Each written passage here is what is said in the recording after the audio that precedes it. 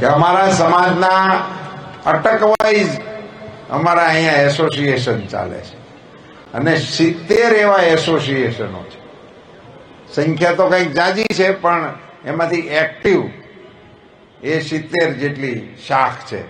અને એ શાખના પ્રમુખો સાથેની આ મીટિંગ તમે ગોઠવી છે. એટલે આવું આયોજન મેં પહેલી વખત કોઈ નગરની અંદર જોયું. એટલે એવું આયોજન ગોઠવવા માટે પણ હું આ સમાજના મોભીઓને ધન્યવાદ આપું છું. અહીંયા રાજકોટમાં આવ્યા પછી 2-3 બાબતના મારા નવા અનુભવો આવ્યા. એક તો અહીંયા ગામના સંમેલન થાય છે. એમાં હું પહેલો ખીરસરા ગામના સંમેલનમાં ગયો હતો. પછી મોવૈયા ગામનું સંમેલન કાલે જ થયું હતું. એવા જે સંમેલનો થાય છે એને લીધે ગામની જે આપણી અસલિયત હતી એને જાળવી રાખવાનો એક પ્રયાસ એ રાજકોટે કર્યો છે. એને માટે પણ મારે રાજકોટના સમાજના સૌ મોભીઓને અભિનંદન આપવા છે. બીજું, હું અહીંયા લોકસંપર્કમાં ફરું છું. જુદા જુદા કુટુંબોમાં જમવા માટે, નાસ્તા માટે વગેરેમાં માટે જવાનું થાય છે. તો એમાં એક સંયુક્ત કુટુંબની ખુશ્બુ મને અન્ય નગર કરતા રાજકોટમાં વધારે જોવા મળી છે. એના માટે પણ ખાસ અભિનંદન મારે તમને આપવા. આજે જ હું ગયો તો એક પરિવારમાં જમવા માટે, ભૂલી જાઉં છું, કેપ્ટન ટ્રેક્ટર મોવલિયા પરિવાર હતો. એ 5 ભાઈઓ એક જ ફ્લોરમાં, એક જ બિલ્ડિંગમાં બનાવ્યો. અને દાદાએ મને કીધું કે બનાવ્યું જ મેં એટલા હાટું ભેગા રહે. આવી સરસ ભાવના સાથે અહીંયા સમાજ જીવન જે ધબકે છે એ માટે હું સમાજના સૌ મોભીઓને ધન્યવાદ આપું છું. એનું કારણ છે કે મને સંયુક્ત કુટુંબ ખૂબ ગમે છે અને મારો પોતાનો એક નમ્ર મત છે. આમ તો હું અહીંયા અત્યારે તમને બધાને ખબર છે કે હું તો ચૂંટણીના ઉમેદવાર તરીકે અત્યારે અહીંયા આપની વચ્ચે ઊભો છું. પણ સંયુક્ત કુટુંબ એ મારો કોર સબ્જેક્ટ છે મારી વાત કરવા માટેનો. આપણા દેશમાંથી આપણી સંસ્કૃતિના વિશ્વને આપી શકાય એવી જે બાબતો છે, જેમ યોગ ગયો, યોગ આખી દુનિયા અત્યારે માને છે. આપણી યોગ હમણાંનો નહોતો. યોગ તો પરાપૂર્વ કાળથી આપણી ગીતાનું મુખ્ય સૂત્ર જ યોગ છે. રાજયોગ, ભક્તિ યોગ, કર્મયોગ એ બેઝિક ગીતાનો સાર છે. અને એની પહેલા એમાંય કૃષ્ણ ભગવાને તો એવું કીધું હતું કે મને આ સૂર્યએ કીધું હતું, ત્યાંથી આણે કીધું, ત્યાંથી આને કીધું, પછી અત્યારે ભૂલાઈ ગયું હતું, એ નવેસરથી અત્યારે તને કહું છું એમ કીધું. પોતાનું છે એવું એમાંય નથી કીધું. એટલો પુરાતન આ યોગ હતો, પણ વિશ્વમાં એને પ્રસાર કરવાનું નહોતું થતું. નરેન્દ્રભાઈ મોદી સાહેબે દુનિયાના યુનોની અંદર આ વાત મૂકી કે યોગને આપણે સ્વીકારવો જોઈએ. દુનિયાએ સ્વીકાર્યો. આજે આખી દુનિયા યોગ કરે છે, આખી દુનિયા. અને આ વખતે તો જે યોગ દિવસની ઉજવણી થઈ એ તો પહેલી વખત અદભુત એવી ઉજવણી થઈ. જ્યાં જ્યાં સૂર્યનો ઉદય થતો હતો ત્યાં ત્યાં યોગ શરૂ થતા હતા. અને આ સાંજે સૂર્યાસ્ત થયો, આખી દુનિયાનું સાયકલ એક દિવસનું પૂરું થયું તો પૃથ્વીની ફરતે યોગની રીંગ થઈ. આખી એક કડી ઉપર યોગ દિવસ ઉજવાનો. આવો સુંદર યોગની આપણે વિશ્વને ભેટ આપી. યોગ એ સમગ્ર માનવ જાત માટેનું હતું, પણ હતી આપણી મૂડી. એવું જ દુનિયાને સમગ્રને ભેટ આપી શકાય એવી બીજી ચીજ કોઈ હોય તો એ સંયુક્ત પરિવાર છે. એ પણ વિશ્વને આપણે આપી શકીએ એવી, દુનિયાને અપાય એવી ભેટ છે. પણ એને આપવા માટે આપણે ઉદાહરણ જોઈએ ને. એ ઉદાહરણો હવે ઘટતા જાય છે. અને એમાંય ક્યાંક ક્યાંક ખારા રણમાં મીઠી વીરડી જેવા સંયુક્ત કુટુંબના પરિવારોને જોવા મળે તો મારો તો અંતરાત્મા રાજી થાય. અને એટલા માટે હું તો આમાં નવો એક મેં અભિગમ શરૂ કર્યો છે. અહીંયા સમાજના બધા પ્રમુખો બેઠા છે, એટલે એને મારે વિનંતી કરવી છે કે સમાજનું કોઈ મંચ હોય આવું.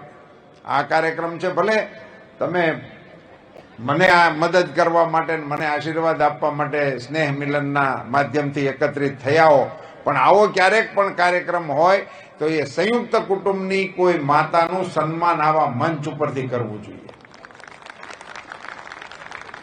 અને સંયુક્ત કુટુંબ તો જ હાલે.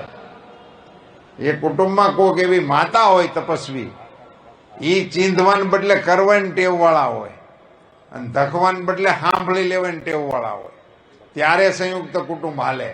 અને એવા સંયુક્ત કુટુંબને ચલાવનારી માતાઓનું અભિવાદન જાહેર મંચો ઉપરથી કરવું જોઈએ આપણે.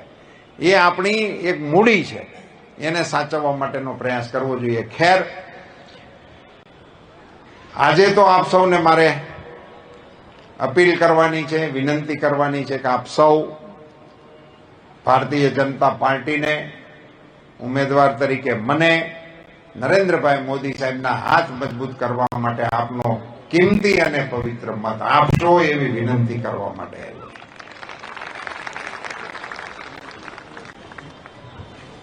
આપણે બધા જાણીએ છીએ, અને એમાંય ખાસ કરીને અહીંનો મોટા ભાગનો વર્ગ તો ગામડામાંથી સ્થાનાંતરિત થઈને નગરમાં આવ્યો છે, એટલે આપણને ગામડાની ખબર છે અને હવે તમને શહેરની પણ ખબર છે.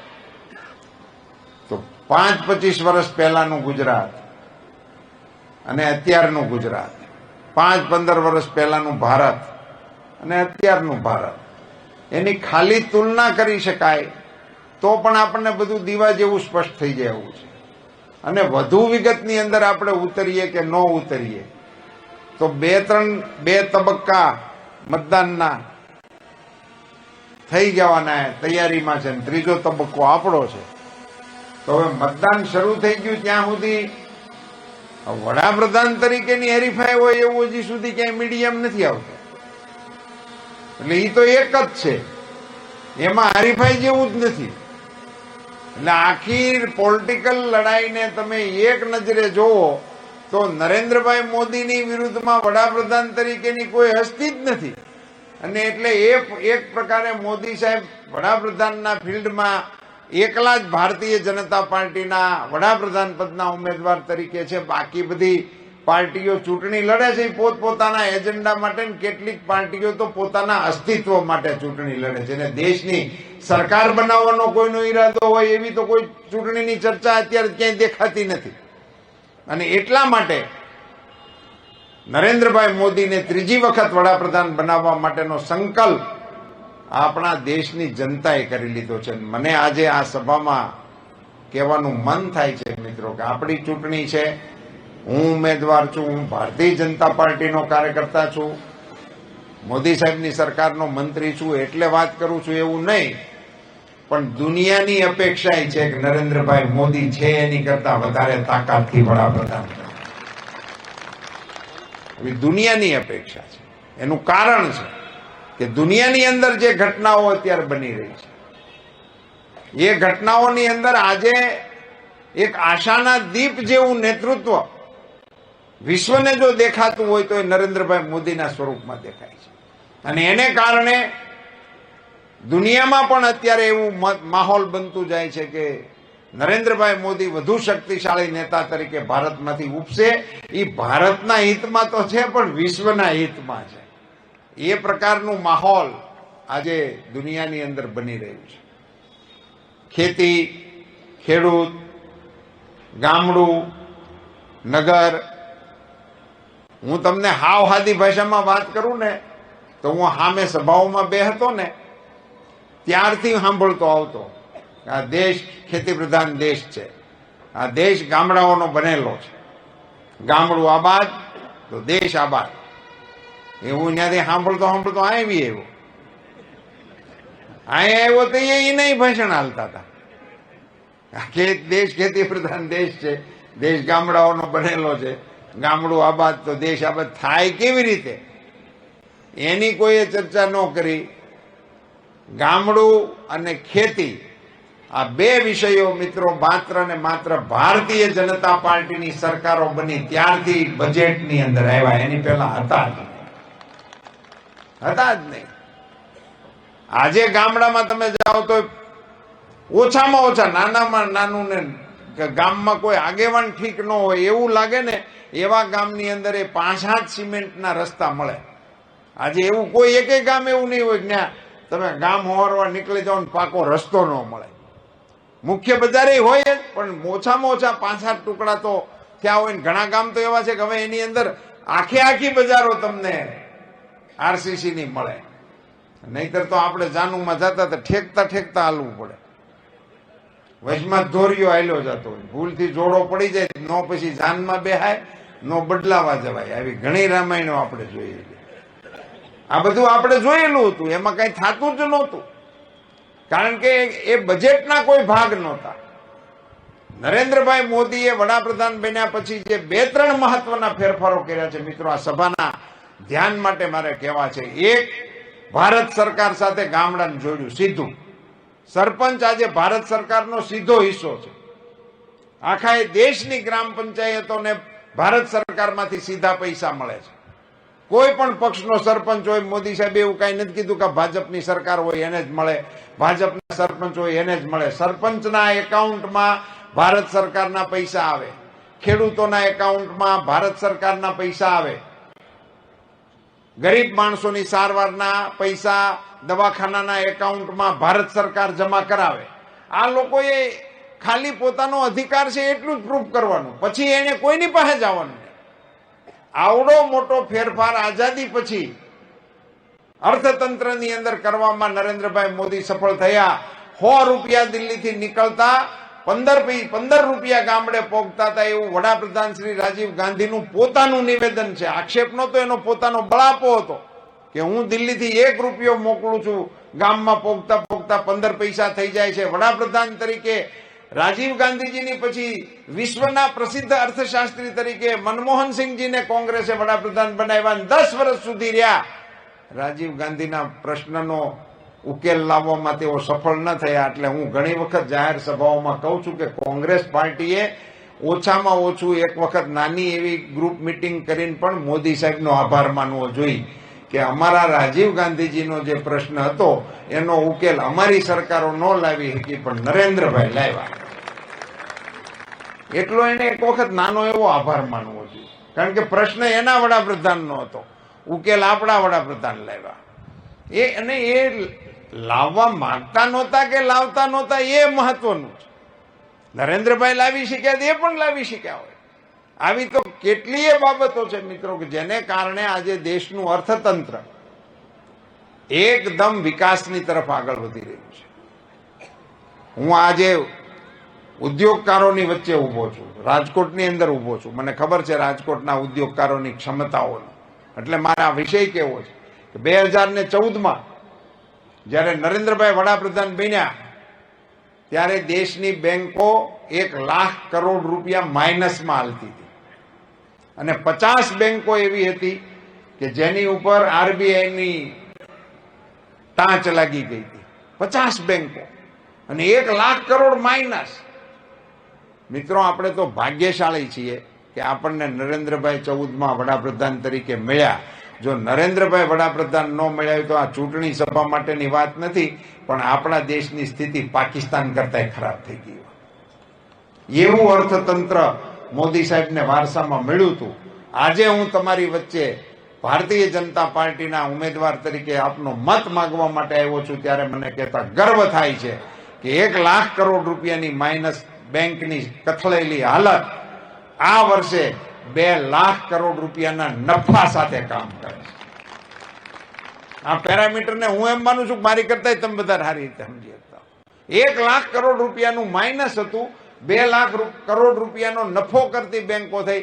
એસબીઆઈ તો આ વખતે સૌથી વધારે પ્રોફિટમાં હાલે છે.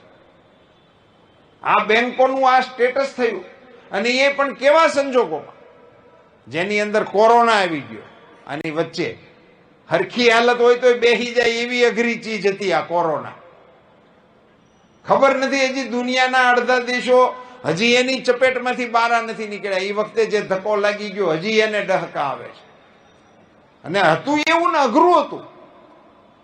અઘરું એટલે કેવું, ઘેરેથી ટેસ્ટિંગ કરવા માટે ગયા હોય અને ત્યાંથી ફોન આવે પોઝિટિવ છે, તો અહીંથી સામો ફોન કરતા ન્યા રાખીજો, અહીં ન લાવતા. છોકરા નાના છે ને એવું એનું ગમે એ કરો, અહીં ન લાવતા. સાચી વાત. હમણાં ગામડાઓમાં અમદાવાદ મુંબઈથી મહેમાનો આવતા તો 10-20 જણા આખો દી વાહે ફરે. આપણે ત્યાં ચા પીવા આવો ને, આપણે ત્યાં ડોડા ખાવા આવો ને, આપણે ત્યાં સીઝન હોય ગોળા ખાવા આવો ને. ધાડિયું એને રેઢા ન મૂકતા. અને આ કોરોનાની અંદર મુંબઈથી ગાડી આવી છે ને અંધારામાં ઉતરી છે એમ સમાચાર આવે એટલે પોલીસ સ્ટેશને ફોન કરતા મુંબઈની કોઈક ગાડી ઘરી છે મારા ગામ. એ પાછા અમને એટલા માટે ખબર પડે કે ઓલાને પોલીસ આંબે એટલે એમને ફોન કરે. કલ્પના કરો કેવો કપરો કાળ છે. સ્વજનોને અગ્નિદાહ દેવા માટે માણસો તૈયાર નહોતા. એવે સમયે 140 કરોડ દેશવાસીઓને આ કાળમાં સંકટમાંથી ઉગાડવાનું દ્રઢતાથી કામ નરેન્દ્રભાઈ મોદીની સરકારે કર્યું. 200 કરોડને ડોઝ આપ્યા. વેક્સિન થાશે, દેશે, મળશે, ક્યાં ભાવી મળશે તો કોઈ લેશે નહીં, થઈ ગઈ તો કે આ લેતા નહીં. રસી લેહો તો નપુસંગ થઈ જાઓ. તમે યાદ કરો આ બધી લાઈનો હું તમારા સ્મરણમાં આવે એટલા માટે કરું કે વિપક્ષની ભૂમિકા કેવી રહી આ દેશમાં. હવે રસી ન લે તો થાય હું, અને એ લોકો ન લેવા માટેની અપીલો હું કામ કરતા હતા. એનો માત્ર એટલો જ નાનો એવો ઈરાદો હતો કે પાથરા પડી જાય અને મોદી સરકાર નિષ્ફળ ગઈ એ કહેવા સુધી આપણા પાથરા પાડી દેવા તૈયાર હતા આ લોકો. એક જ કારણ, એને બીજું કોઈ કારણ નહોતું. આટલા હાટું થઈને તમે રસી ના લેતા અને પછી ઘેરે હેઠે રેલો આવ્યો, ખબર પડી કે આ રસી ન લઈ રેશનિંગ કાર્ડમાં નામ નીકળી જાય છે એટલે વહેલા ઉઠીને લાઈનમાં લાગ્યા, મને આપો ને મારા કાકાને આપો. અને મોદી સાહેબે વિશ્વના નાના નાના દેશોના લોકોએ વિનંતી કરી કે સાહેબ અમને કોઈ રસી આપતું નથી, દુનિયાના દેશો, આપના દેશમાં સંશોધન થઈ ગયું છે તો અમને થોડીક આપો. અને મોદી સાહેબે ઉદારતાથી એમને હા પાડી. ત્યારે પણ વિપક્ષોએ ટીકા કરી હતી, ઘરના છોકરા ઘંટી ચાટે અને ઉપાધ્યાયને આટો દુનિયામાં જસ ખાટવા હાટુથી ન્યા રસી મોકલે છે, અહીંયા અમને મળતી નથી. આ નિવેદનો છે આ બધાના.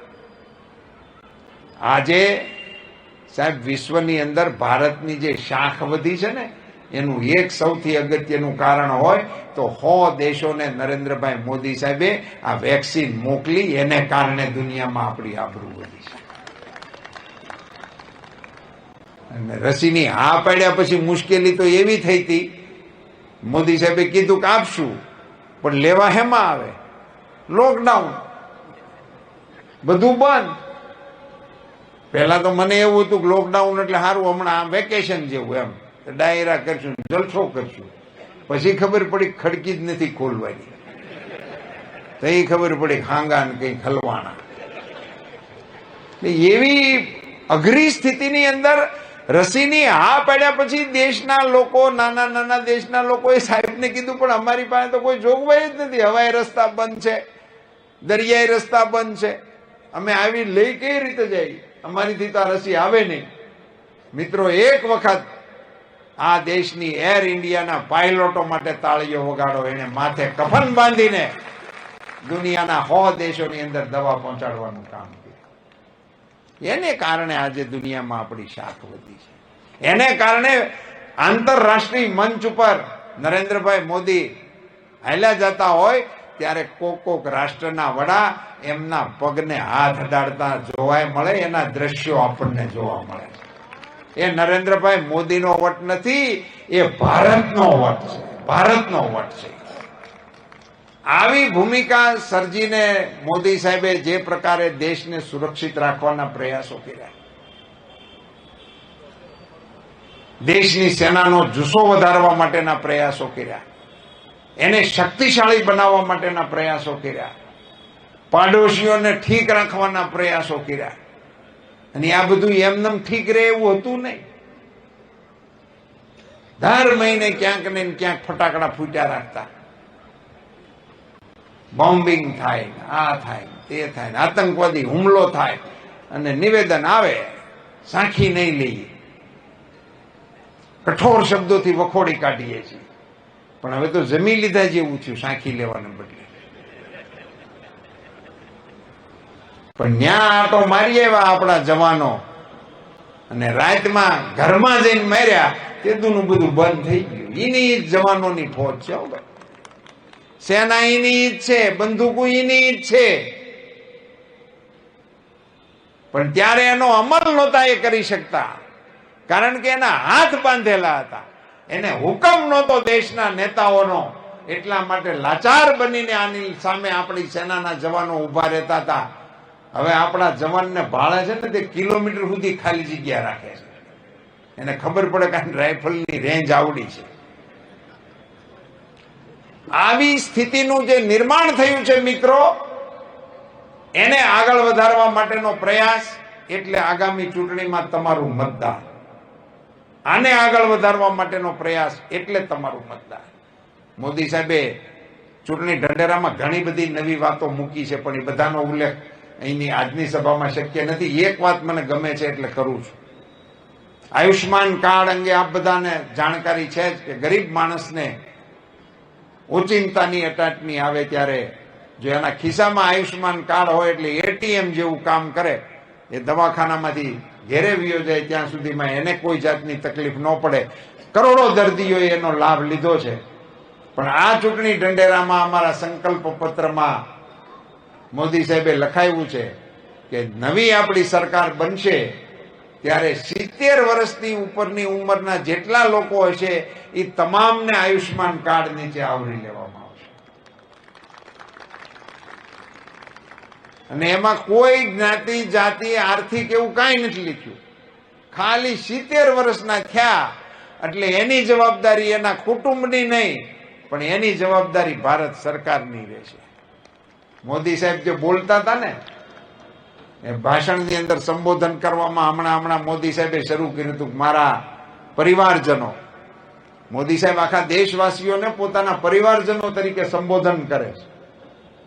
મને આ સંબોધનનો અર્થ આજે એવો લાગે છે કે આખાએ દેશવાસીઓના તમામ પરિવારોને પોતાનો પરિવાર માનતા નરેન્દ્રભાઈ મોદીએ એના પરિવાર ઉપરનો બોજો સરકાર ઉપર ટ્રાન્સફર કર્યો છે. વડીલોની વંદના કરવાનું આવડું મોટું વચન મોદી સાહેબે આપણને આપ્યું છે. મેં એવા ઘણા વડીલોને હું જાણું છું ને ઓળખું છું. પગે હાલવામાં બેહવામાં અગવડતા ભોગવતા હોય અને આપણે એમ કહીએ ભાઈ આને હવે નાખી દો ને નવું બધું ફિટિંગ આવે જ છે, તો કે હવે અમારે ક્યાંય જવું છે, ખોટા ખર્ચા હવે છોકરાઓની ઉપર ન ચડાવાય. છોકરાઓને ખર્ચો ન થાય એવા આશય સાથે પીડાને સહન કરી અને જિંદગી જીવનારા લોકો હતા. એને માટેનું આ અભય નરેન્દ્રભાઈ મોદી સાહેબ આપણને આગામી દિવસોમાં આપવા જઈ રહ્યા છે. આવી રીતે જયારે સરકાર ચાલતી હોય મિત્રો, અને નરેન્દ્રભાઈએ એક નવો વિષય મૂક્યો છે કે ભારત સરકારની કોઈ પણ યોજનાઓ હવે બનશે એનો 100% અમલ કરવાનો છે. 100%. હવે એવું નહીં 60% થઈ ગયો સારો, 70% થઈ ગયો એટલે એવું નહીં. જે યોજનાના લાભો છેવાડાના માણસ સુધી પહોંચવા જોઈએ પહોંચવા જ જોઈએ. તો સરકારના વડા તરીકે સરકાર જો 100% પરફોર્મ કરવાની દિશામાં આગળ વધતી હોય તો જાગૃત નાગરિકો તરીકે 100% મતદાન તરફ પણ આપણે જવું જોઈએ કે ન જવું જોઈએ? જવું જોઈએ. 100% મતદાન તરફ જવા માટે નાની એવી ટિપ્સ છે.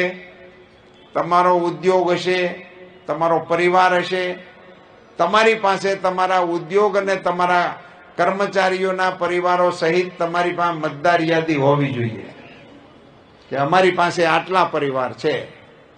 વ્રજ ફાઉન્ડેશન, વ્રજ તમારું છે મનસુખભાઈનું વ્રજ છે, તો વ્રજ પરિવારમાં અમારી પાસે આટલા મતદારો છે એ તમને ખ્યાલ હોવો જોઈએ. અને એ મતદારોનું મતદાન વહેલાસર થઈ ગયા પછી 4-5 વાગ્યે તમારા આંગળીની અંદર મતદાનના નિશાન સાથે તમે એવું નિવેદન આપી શકો કે અમારા વ્રજ પરિવારનું 100% મતદાન થઈ ગયું છે. આવું જો તમે નિર્ણય કરો અને એ પ્રકારની અમલવારી કરવાનો પ્રયાસ કરો તો 100% મતદાન તરફ જવાની દિશા મારા મનમાં એવું મને પાકો ભરોસો છે કે આ વખતની ચૂંટણીમાં રાજકોટની અંદરથી ઘણા બધા લોકોના આ પ્રકારના વિડીયો વાયરલ થઈ શકે છે. અમારા પરિવારે 100% મતદાન કરી દીધું છે.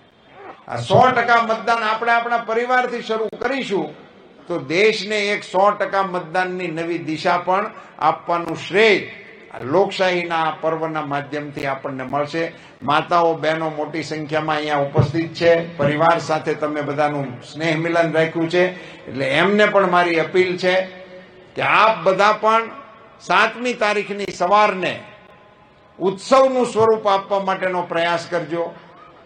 ગીત ગાતા ગાતા શરણાઈ અને ઢોલના સુરે આખા બ્લોકોમાંથી મતદાન કરવા માટે નીકળવાની પ્રયાસ કરવામાં જો આવે તો સવારમાં એક વાતાવરણ ઉત્સવ જેવું બની જાય અને એ વાતાવરણના વિડીયો જો વાયરલ થાય તો આખા રાજ્યની અંદર મતદાનની અંદર અભિવૃદ્ધિ થવાની સંભાવના હોય છે.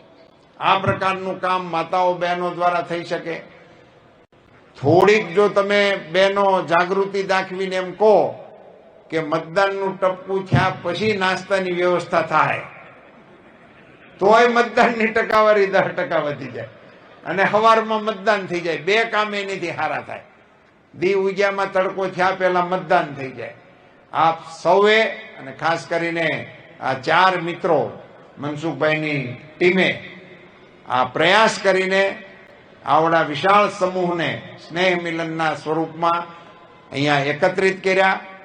70 શાખના પ્રમુખો આજે અહીંયા મને આશીર્વાદ આપવા માટે એકત્રિત થયા. એ માટે હું મનસુખભાઈ અને એમની ટીમનો અંતઃકરણપૂર્વક આભાર માનું છું, એમને ધન્યવાદ પણ પાઠવું છું. અને આપ સૌ આગામી 7 તારીખે પ્રચંડ જન મતદાન કરવા માટેના પ્રયાસો કરશો જેવી શ્રદ્ધા સાથે આપ સૌનો ખૂબ ખૂબ આભાર. ભારત માતા કી અબ કી બાર मोदी सरकार, फिर एक बार मोदी सरकार. फिर एक बार धन्यवाद.